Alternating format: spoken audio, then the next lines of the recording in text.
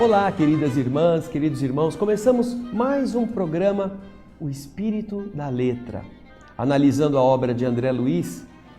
Como você já está acompanhando conosco, estamos trabalhando sobre o livro No Mundo Maior. No programa anterior, estávamos no capítulo 4. Você viu até a metade e aprendeu, como nós também aprendemos, as importantes estruturas do cérebro, quando o instrutor Calderaro explicou as ligações do cérebro com o corpo, do cérebro com a alma e as interconexões de uma alma que persegue aquele que está encarnado. Então ele fez um paralelo, colocando o cérebro como um prédio de 3 andares e localizando em cada um desses níveis as nossas preocupações, os nossos anseios. Agora, depois de ter explicado tudo isso, ele terminou, e nós terminamos o programa anterior, naquela pergunta: e então, André, você compreendeu suficientemente? Agora você pega o livro, nós estaremos indo para a nossa sala de leitura para darmos continuidade a este capítulo. Vamos lá então. Já chegamos, olha lá. Vemos então André agora respondendo essa pergunta e dizendo: diante do assombro das ideias novas que me fustigavam, que me excitavam a imaginação, impedindo-me o minucioso exame desse assunto, o esclarecido companheiro sorriu e continuou dizendo: por mais esforços que nós dediquemos, que nós envidemos, para simplificar a exposição deste delicado tema, André, o retrospecto que a respeito nós fazemos sempre causa perplexidade. Quero dizer, André, que o princípio espiritual, desde o obscuro momento da criação, caminha sem demora, sem interrupções, sem detença para a frente. Afastou-se do leito oceânico, atingiu a superfície das águas protetoras, moveu-se em direção à lama das margens, debateu-se no charco, no lodaçal, chegou à terra firme, experimentou na floresta o abundante, o copioso material de formas representativas dos corpos, ergueu-se do solo, contemplou o céu e depois de longos milênios, durante os quais aprendeu a procriar, alimentar-se, escolher, lembrar e sentir, por fim conquistou a inteligência. Viajou do simples impulso para a irritabilidade, da irritabilidade para a sensação, da sensação para o instinto, do instinto para a razão. Nessa penosa, difícil romagem, nessa difícil jornada, inúmeros milênios decorreram sobre nós, passaram. Estamos em todas as épocas, abandonando esferas inferiores a fim de escalar as esferas superiores. O cérebro é o órgão sagrado de manifestação da mente. Veja que interessante isso. O cérebro é o órgão sagrado da manifestação da mente, que está transitando da animalidade primitiva para a espiritualidade humana. O orientador, então, parou um pouquinho, acariciou-me de leve como um companheiro experimentado no estudo, estimulando o aprendiz humilde e acrescentou: em síntese, o homem das últimas dezenas de séculos representa a humanidade vitoriosa, surgindo, emergindo da bestialidade primária.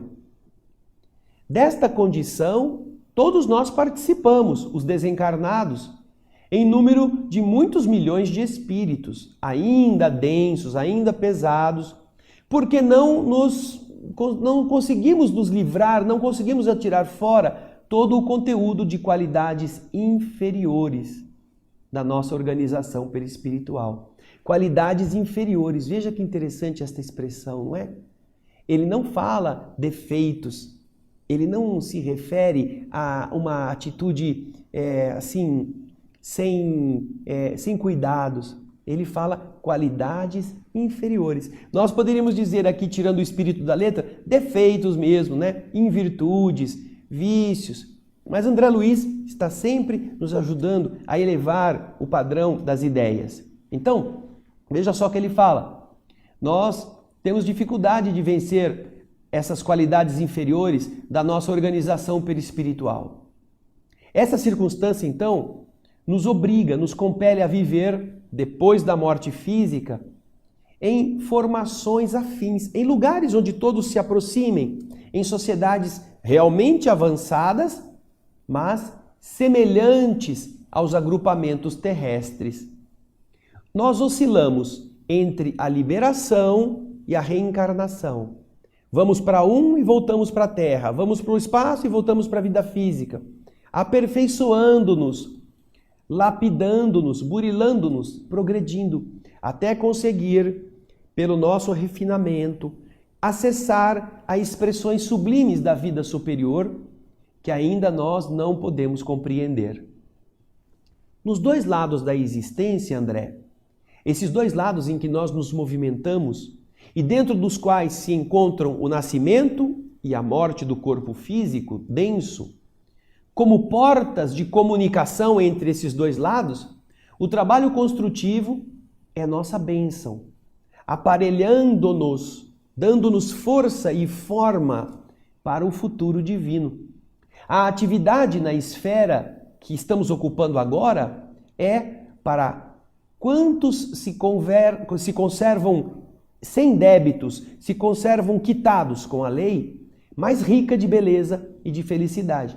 Pois a matéria é mais rarefeita e mais obediente às nossas solicitações de índole superior, de caráter mais nobre. Atravessando, contudo, o rio do renascimento, somos surpreendidos pelo duro trabalho da recapitulação, da lembrança para a necessária aprendizagem. Por lá, semearemos para colher aqui, aprimorando, reajustando e embelezando até atingir a colheita, a messe perfeita, o celeiro farto de grãos sublimes, de modo a nos transferirmos aptos e vitoriosos para outras terras do céu, para subirmos a outros níveis, né? Também é esse o objetivo da encarnação.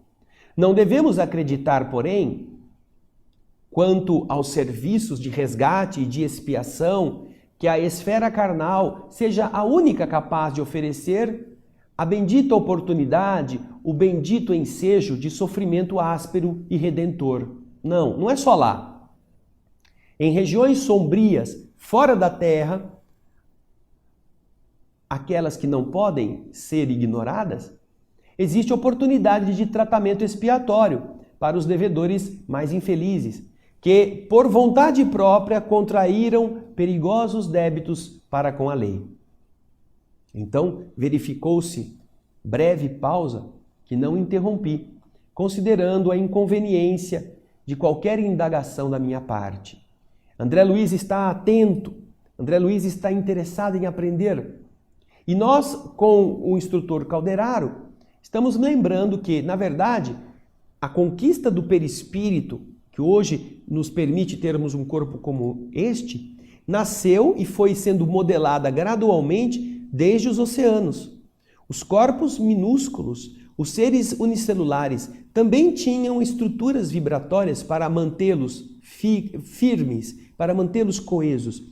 E essas estruturas, como a carne, como as células, elas foram se especializando. E na medida em que eram especializadas, elas produziam novos sistemas, iam se qualificando para novas etapas.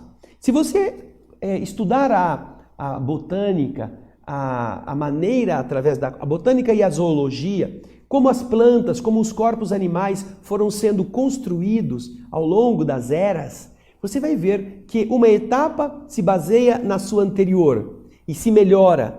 E depois aquilo que foi assimilado serve de base para uma próxima jornada e assim sucessivamente. Na verdade, este processo lento da construção das formas é aquele que deságua temporariamente no nosso estágio do ser humano, com o cérebro pleno, com esta ferramenta importante para o exercício da mente.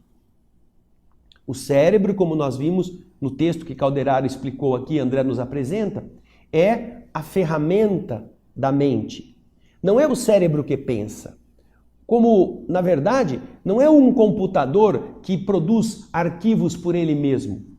O computador é apenas o núcleo que guarda aquilo que alguém prepara. Ele é ágil, ele é rápido, ele faz associações, mas é preciso que alguém trabalhe com ele. Se você não colocar o Enter, se você não digitar a ordem, ele não faz isso sozinho.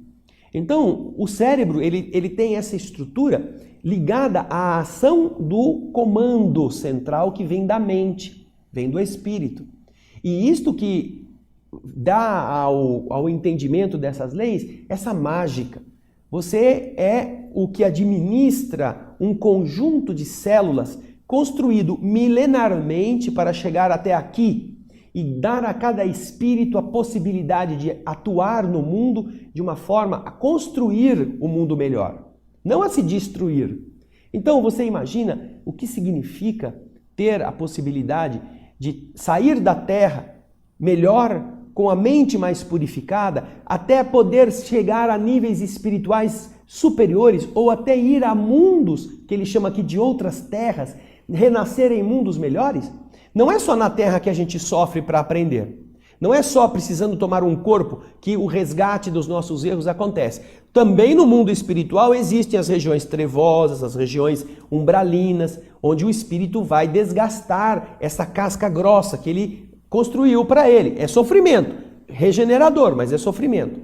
Mas se nós aprendermos a não precisar passar por isso, e é possível, nós não teremos que enfrentar esses ambientes sombrios. E poderemos, em uma encarnação, dar passos de gigante, para que na próxima estejamos muito melhores, não tenhamos doenças físicas, tenhamos um cérebro bastante lúcido e com a multiplicação dos nossos esforços, podermos seguir na direção evolutiva para mundos melhores, tá bem? Então, vamos aprender com o Calderaro no próximo bloco. Daqui a pouquinho eu volto com a outra parte dos seus ensinamentos. Aguardo você.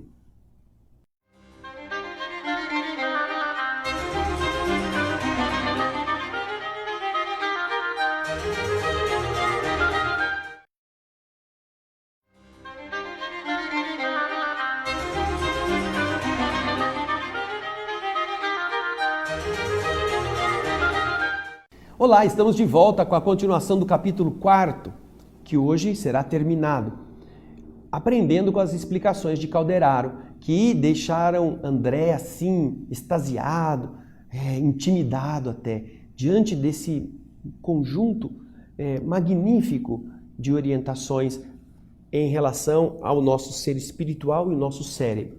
Então, voltando para a nossa sala de leitura, nós vamos continuar o texto onde havíamos parado. Vamos lá? Já chegamos. Aí, vendo que André Luiz não falava nada, Calderaro continuou explicando. Você pergunta por que motivo o homem não conserva encarnado a plenitude das recordações do longínquo passado? Se ele volta e o cérebro está aí a serviço dele, por que ele não se lembra mais? Aí então, isso tem um motivo. E ele explica. Isso é natural, em virtude da grande ascendência do corpo perispiritual sobre o mecanismo fisiológico.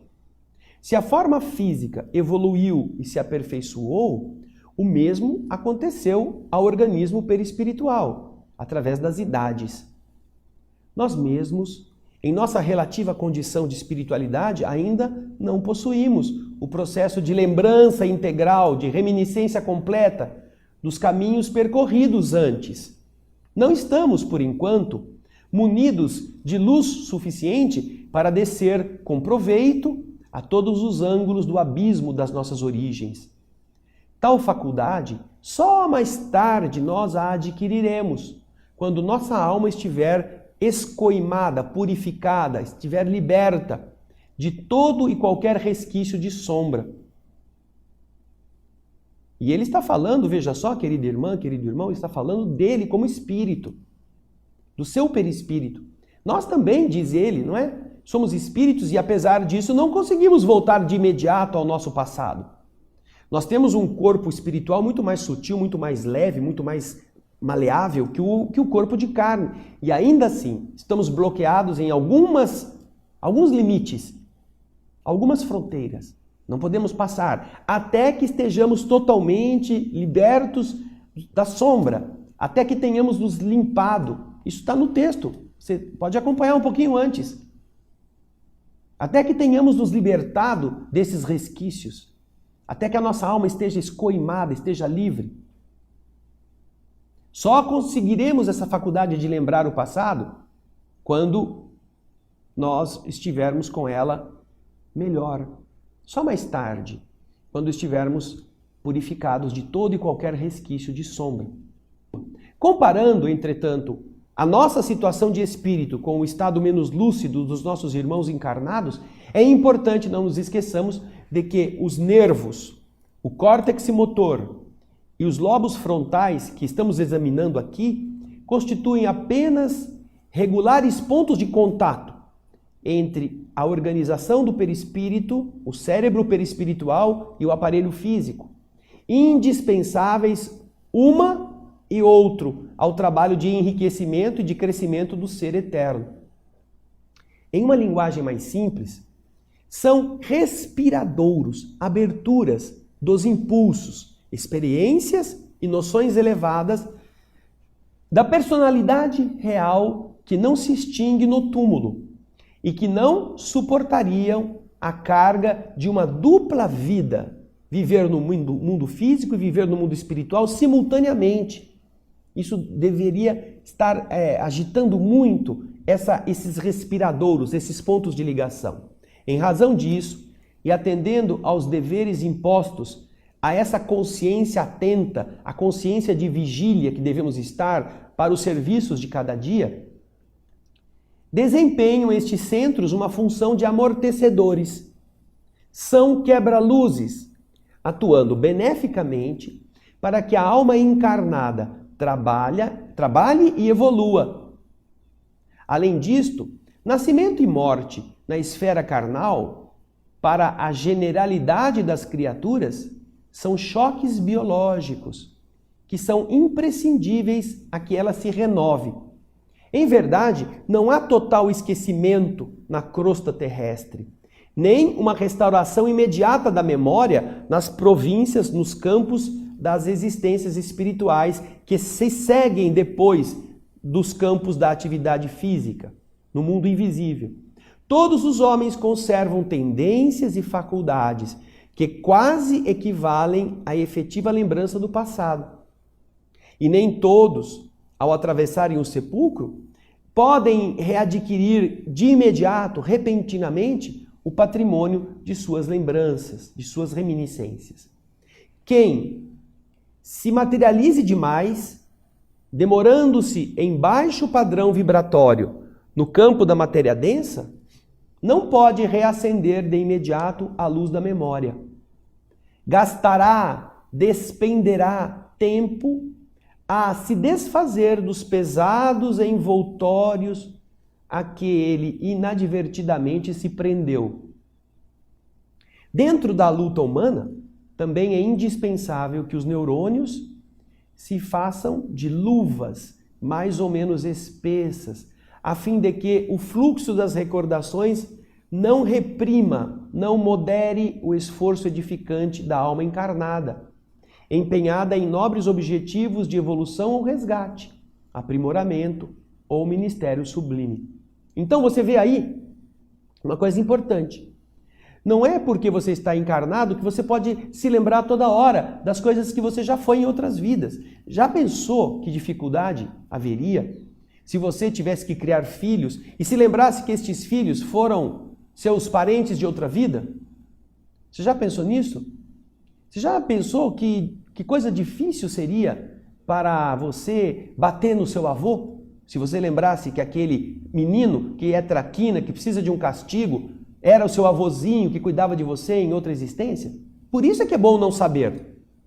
Por isso é que é importante que os nossos neurônios estejam protegidos com estas estruturas que impeçam que nós nos deixemos levar por lembranças que são inadequadas. Nós temos que viver agora, nós temos que estabelecer nossos compromissos, nós temos que aprender com os nossos equívocos, temos que nos arrepender do mal, mas não porque da outra vida. É porque agora nós somos melhores, agora nós estamos conscientes. Por isso que ele dá essa importante explicação. Nossa mente não ia conseguir aguentar com facilidade viver essas 2 ou 3 existências simultaneamente, ou ao mesmo tempo ter um acesso à consciência lúcida do mundo invisível e termos que voltar para cá. É preciso uma proteção para que esta vida seja aproveitada de uma forma consciente, lúcida e por nossa maturidade desenvolvida. Então, agora ele continua explicando no texto.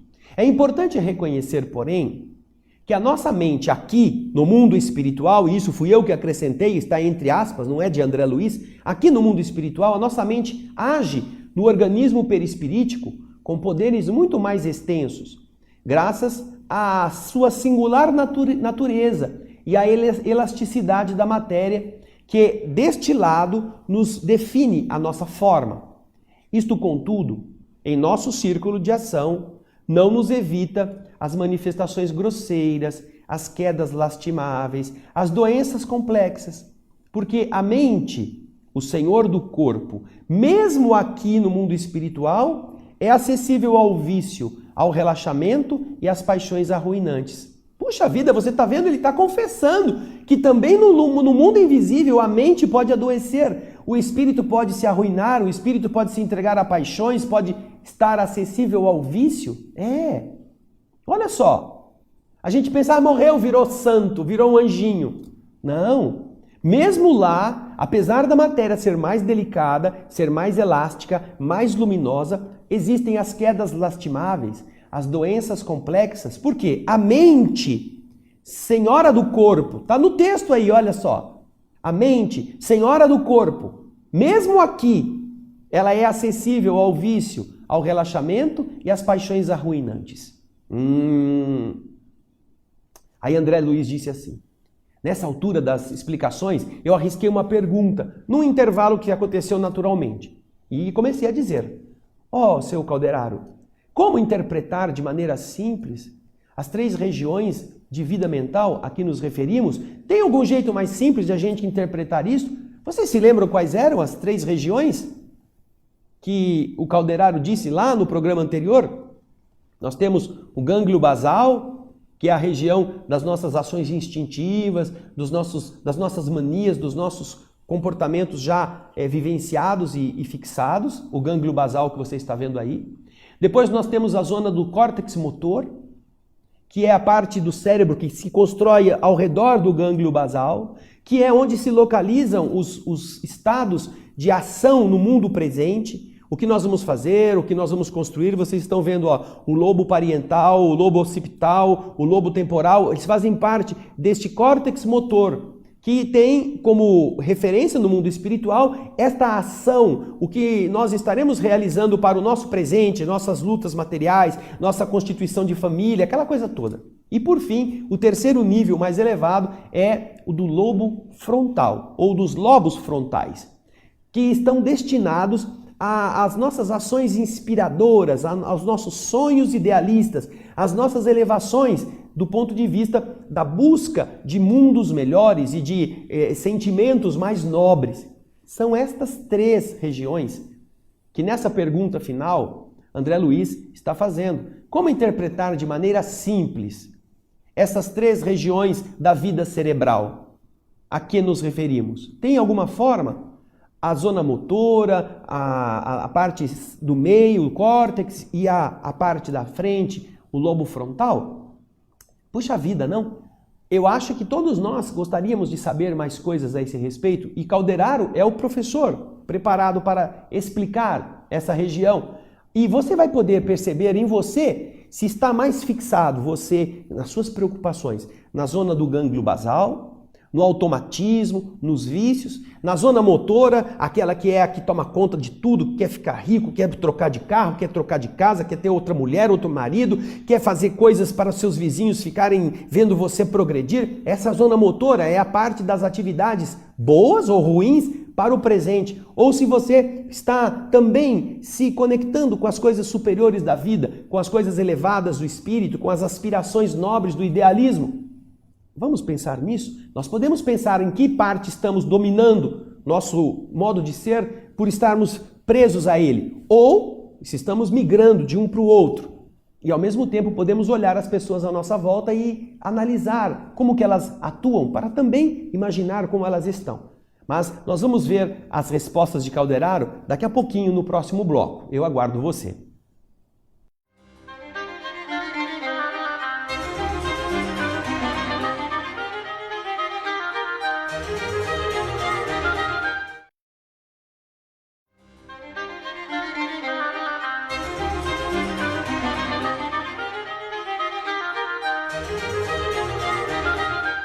Olá, estamos de volta com o estudo do capítulo 4 do livro No Mundo Maior.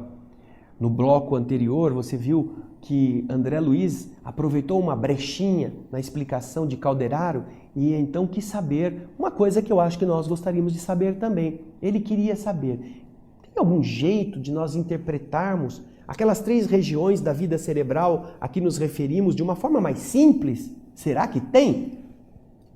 Vamos ver então na nossa sala de leitura.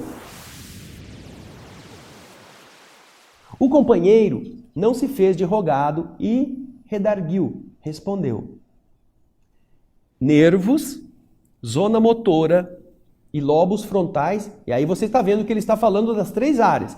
O gânglio basal, com os nervos que vêm da medula, que vão até os pontos do corpo, não é? A zona motora, que é o córtex cerebral, e os lobos frontais. No corpo carnal, traduzindo, impulsividade, os 3, olha, impulsividade, os nervos, experiências, a zona central e noções superiores da alma, a parte dos lobos frontais, constituem campos de fixação da mente encarnada ou da mente desencarnada. Campos onde a mente se fixa. Ela fica presa, ela fica ali, vibrando em torno daqueles centros. Olha que coisa interessante. E aí ele continua. A demora excessiva num desses planos, com as ações que lhe são consequentes, determina a destinação do cosmo individual, do campo em que o indivíduo se coloque. A criatura que se estaciona na região dos impulsos, na parte central do cérebro, naquela parte do gânglio basal, perde-se num labirinto de causas e efeitos, desperdiçando tempo e energia. Ela se perde nas manias, nos vícios, nas ideias fixas. Ela fica ali agindo e recebendo efeitos daquelas atitudes que ela já consumiu, que ela já realizou.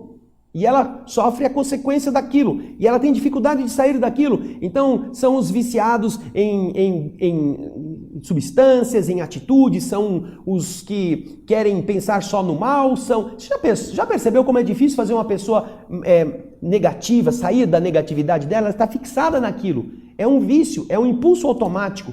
Tudo que ela escuta, ela leva para o lado da malícia, ou do ciúme, ou da maledicência.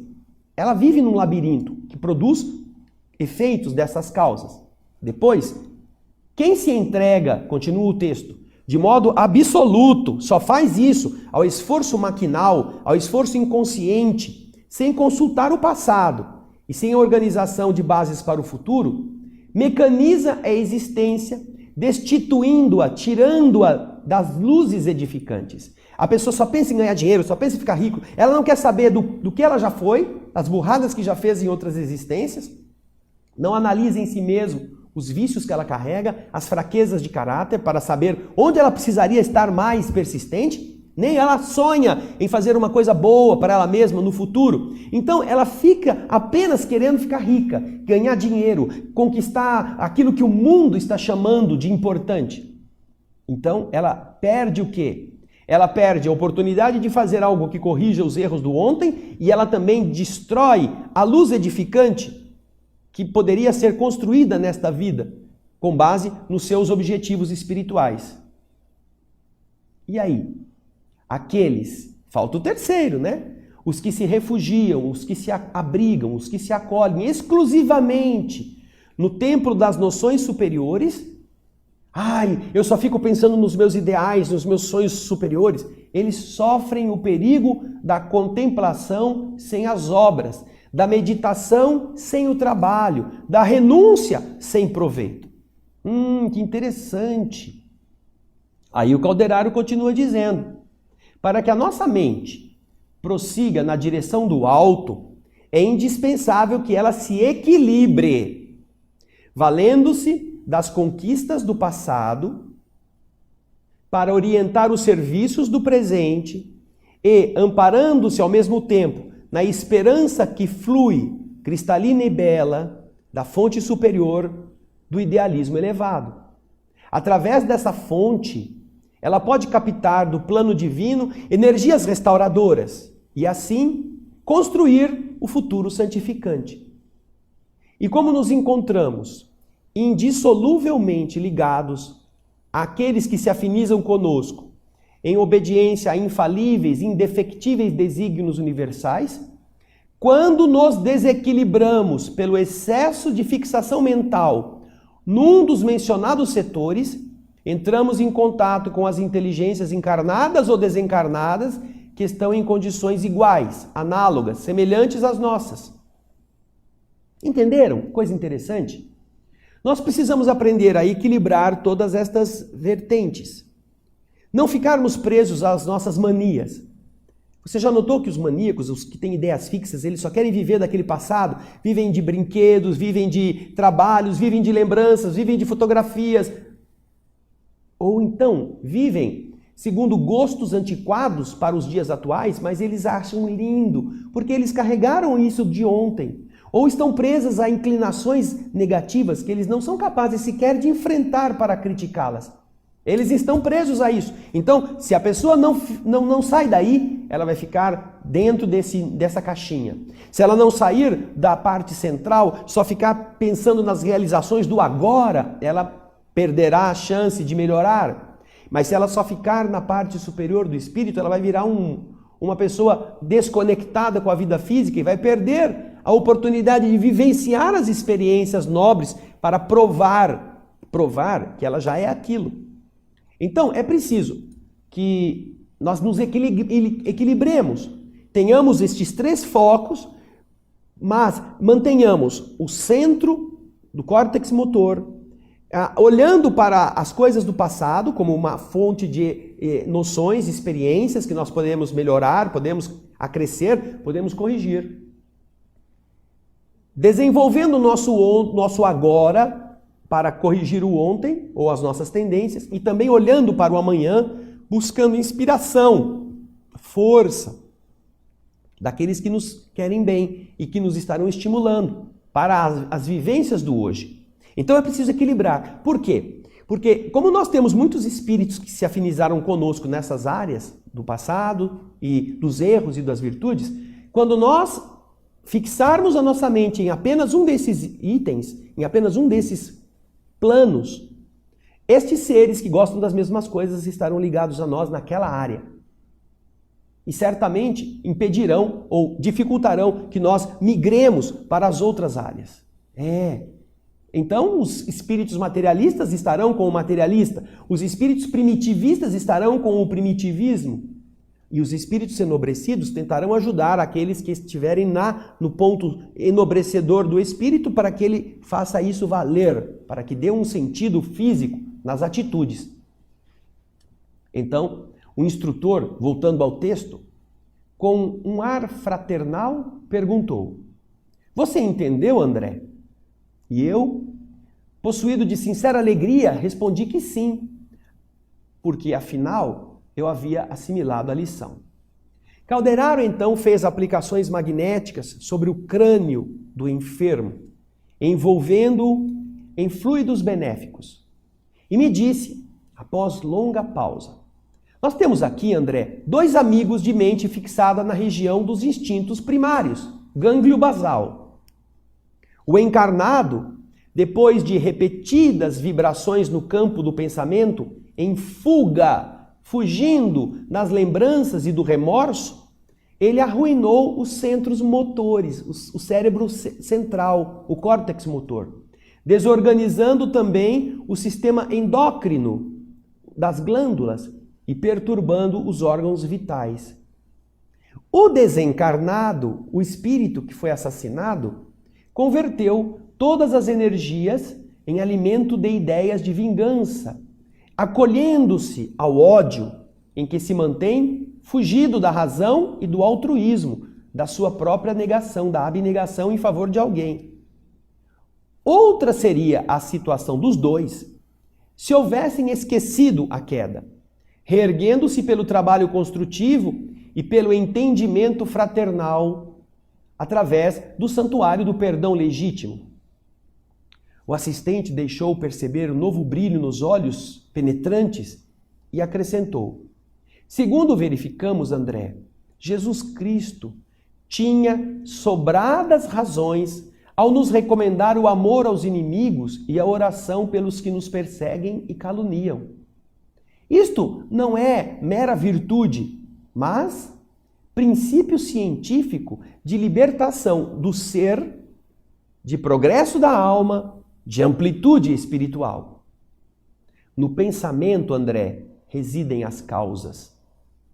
Vai vir uma época em que o amor, a fraternidade e a compreensão, definindo estados do espírito, serão tão importantes para a mente encarnada quanto o pão, a água, o remédio. Já são hoje. É questão de tempo. É lícito, é correto esperar sempre o bem com o otimismo divino. A mente humana, de maneira geral, eleva-se para o conhecimento superior, apesar de, por vezes, parecer o contrário. Nossa, puxa vida, que bacana! Olha só que ensinamentos neste capítulo nós estamos encontrando. Você pode pensar sobre você. Você pode observar se você está sendo puritano, aquele santão de igreja, aquela santona de missa, de centro espírita, e só viver isto, sem nenhuma realidade, não trazer essas mudanças que nós aprendemos na nossa vida, para que nossa vida represente os ideais que nós já conhecemos, por aquilo que ouvimos, por aquilo que lemos. É um erro viver dentro da igreja. Não porque a igreja não seja boa, mas porque nós precisaremos viver aquilo que aprendemos fora dali. É lá fora que estão os desafios para que aquilo que nós assimilamos de verdade seja eficiente em nossas escolhas.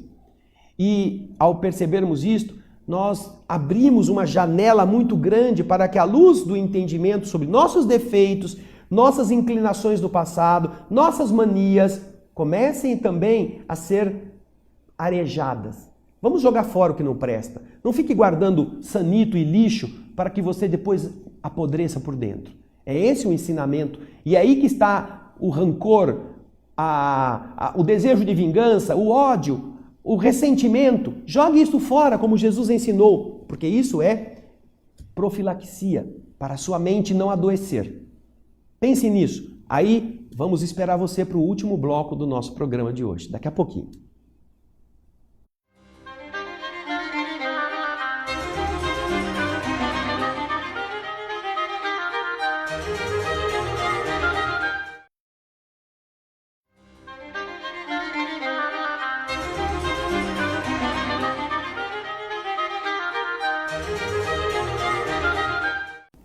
Olá, queridas irmãs, queridos irmãos, estamos voltando para o último bloco do capítulo 4 do livro No Mundo Maior. Vimos que André Luiz e Calderaro estão tratando de uma temática muito rica referente às questões do cérebro. E, na sequência, nós vamos ver como é importante esta avaliação em relação à evolução do próprio ser humano. Nós estamos melhorando, diz Calderaro. Mas, às vezes, parece o contrário. Às vezes você olha para a televisão e vê cada coisa feia e fala, nossa, o homem é pior que bicho. Não, nós estamos melhorando. Mesmo que em alguns momentos pareça o contrário. E agora, vamos ver o que Calderaro continua a nos explicar nesse último bloco, parte final do capítulo 4. Vamos lá na nossa sala de leitura. Acompanhe o texto. Depois disso, Calderaro permaneceu longos minutos em vigorosas irradiações magnéticas, que, envolvendo a cabeça e a espinha dorsal do enfermo, daquele que estava no hospital encarnado, me pareciam que eram fortemente repousantes, porque em breve instante o doente, antes torturado, se deixava abandonar a sono tranquilo, como se ele houvesse tomado um suavíssimo anestésico. Dentro de um pouco já se encontrava do nosso lado, temporariamente afastado do corpo denso. Mas aí o que aconteceu? Ali estava tomado de pavor perante o seu verdugo, seu inimigo implacável, que se mantinha sentado, impassível, frio, num dos ângulos do leito. Em algum lugar ali estava sentado olhando para ele. A hora que ele saiu, se deparou com o espírito vingador, que estava ali. Eu observei, diz André, que o enfermo que saiu do corpo não notava a nossa presença, o que também acontecia com o seu inimigo, o seu algoz, que estava ali, mudo, na expectativa de atacar o seu antigo assassino. Contava como certo que o assistente, a partir daí, o assistente Calderaro, enchesse-os de longas doutrinações. Calderaro, porém, guardou absoluto silêncio. Então, não me contive. Perguntei a ele: por que você não vai socorrê-los com palavras de esclarecimento? O doente me parecia aflito, enquanto o perseguidor se erguia agora mais agressivo. Por que não impedir o braço cruel que ameaçava o infeliz? Não seria justo impedir o atrito que produziria consequências imprevisíveis ao companheiro hospitalizado? Perguntou tudo isso André. O instrutor Calderaro me ouviu sereno e respondeu: ah, André, nós falaríamos em vão, porque ainda não sabemos amá-los como se fossem nossos irmãos ou nossos filhos. Para nós dois, espíritos de raciocínio um pouco avançado, mas de sentimentos menos sublimes, eles são dois infortunados e nada mais. No momento, nós lhes damos aquilo de que dispomos, isto é, intervenção benéfica no campo de seus sofrimentos exteriores, nos limites das nossas aquisições, das nossas possibilidades, no domínio do conhecimento. Olhou então para a grande porta próxima e disse: a providência não foi, porém, esquecida, André. A irmã Cipriana, orientadora dos nossos serviços de socorro do grupo em que coopero, não pode tardar. Ela não vai atrasar-se para chegar. Mais alguns instantes, durante os quais o verdugo, o algoz e a vítima gritavam palavras amargas entre si, e o prestimoso mentor prosseguiu. Lembra-se, André, de um homem chamado de Pesseguir? Sim, disse eu. Eu me recordava de modo vago. Em meu cérebro se fez uma livre associação de ideias, relembrando estudos que eu havia feito sobre certas realizações de Charcot. Não podia, entretanto, especificar particularidades, uma vez que a psiquiatria não for o meu campo direto de trabalho na medicina. Então Calderaro voltou a explicar. De Pesseguir foi dos primeiros magnetistas que encontraram o sono revelador, em que era possível conversar com o paciente em outro estado de consciência que não o comum. Desde então, a descoberta impressionou os psicologistas. Com ela surgia nova terapêutica para tratamento das moléstias nervosas e mentais.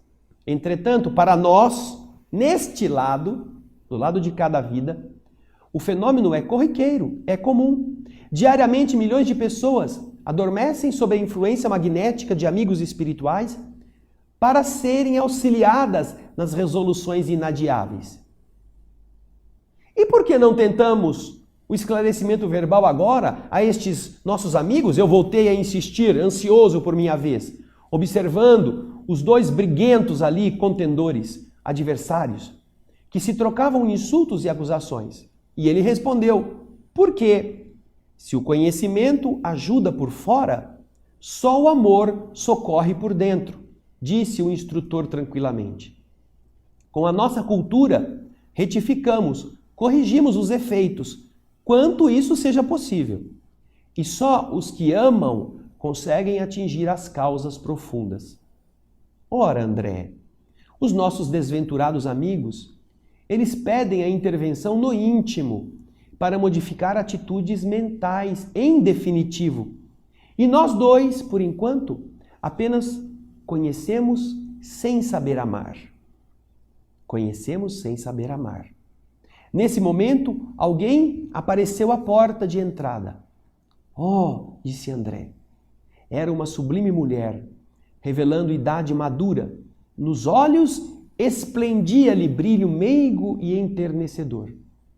Curvei-me com o ouvido e respeitoso.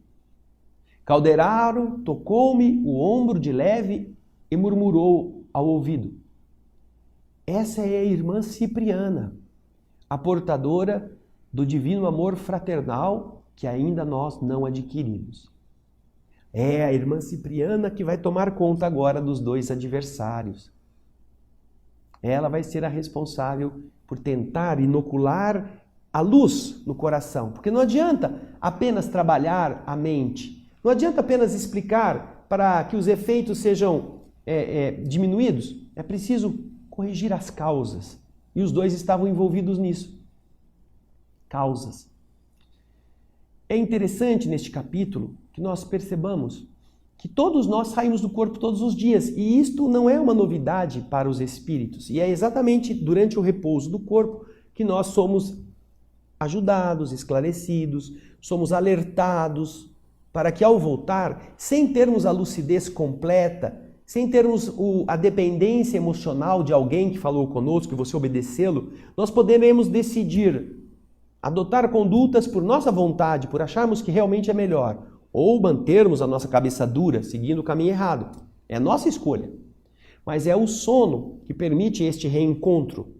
Ainda que a psiquiatria tenha descoberto isso como uma bola de cristal, uma coisa assim fenomenal há pouco tempo, agora, há alguns, não sei se séculos se chega a isto, esta ação do mundo espiritual sobre o homem que dorme desde que renasceu no mundo físico, desde que o homem é homem das cavernas, isso já acontecia, ela permite que haja essa interação. Agora, é uma coisa importante que nós nos lembremos. É preciso amar para transformar. Aqueles que acham que numa reunião mediúnica, conversando com um espírito incorporado em um médium, você diz 3 palavrinhas para ele e acha que isso é capaz de fazê-lo melhorar, se engana por esse motivo que está escrito aqui. Aqueles que fazem alguns tipos de ações, de comandos verbais para levar o espírito para o fundo do mar, para dentro do vulcão, ou para levá-lo preso para o meio do mato, apenas exercem um malabarismo verbal, que pode até às vezes impressionar a criatura e fazê-la ficar intimidada, se ela for bobinha. Mas não muda o espírito. O que muda de verdade é o teor de amor que alguém se dedique a oferecer. Você já percebeu? Quando você está numa aflição terrível, num problema moral muito grave, quando você vai para a família e não tem com quem conversar, geralmente você vai procurar aquele ser que é mais generoso, que tem mais paciência, que demonstra mais indulgência. Você não vai procurar o que é crítico, o que é severo, o que é rígido, o que fala as verdades. Não, você não quer isso, porque isso você já sabe. Você já sabe que errou. Você sabe que o outro vai criticar você. Você sabe que o outro vai meter o pau. Você sabe que a pessoa que é muito durinha, ela não vai entender o que levou você a fraquejar. Você vai procurar aquela pessoa que te entenda. Não que te passe a mão na cabeça, não que diz que você está certo, mas que tem compaixão. Geralmente, antigamente era a mulher, a mãe. Em alguns casos ainda continua sendo. Mas não é uma característica exclusiva do ser feminino. Deveria ser mais intenso, mas nós estamos vivendo um momento em que a materialidade está tomando conta da mente da mulher. E ela está se transformando em boneca, em um pedaço de carne pendurado na porta para ser cobiçado pelos lobos que estão andando. Mas quando a mulher entende a sua situação espiritual elevada, muito maior do que a dos homens, ela se transforma nesse pouso, neste campo, em que alguém pode descansar e contar as suas mazelas.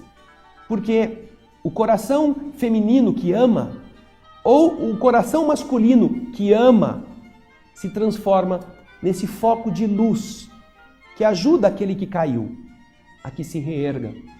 As pessoas que estão aflitas estão sedentas de alguém que possa ouvi-los, não para julgá-los, mas para compreendê-los. Esse é o primeiro passo, a compreensão é o primeiro passo para aliviar as tensões do espírito, para que depois o espírito perceba que ele estava hipnotizado por uma ignorância, por uma construção equivocada, e então ele possa dar o próximo passo. Se nós chegarmos já em alguém com a marreta, nós não vamos conseguir fazer que ela faça isso. É esse o ensinamento nobre que Calderaro nos dá, é o amor. E no capítulo seguinte, o capítulo 5º, você vai ver a irmã Cipriana amando. É muito emocionante. Eu espero você, espero que você possa, como eu também, aprender o que Cipriana vai fazer, mais do que falar. Vai lendo já. Na próxima semana nós vamos para o capítulo 5º e eu quero que você se emocione com ele, porque nós temos uma Cipriana também em nossa vida, todos nós, desde que queiramos. Obrigado pelo seu carinho, obrigado pela sua audiência e até o próximo programa Espírito da Letra. Muita paz.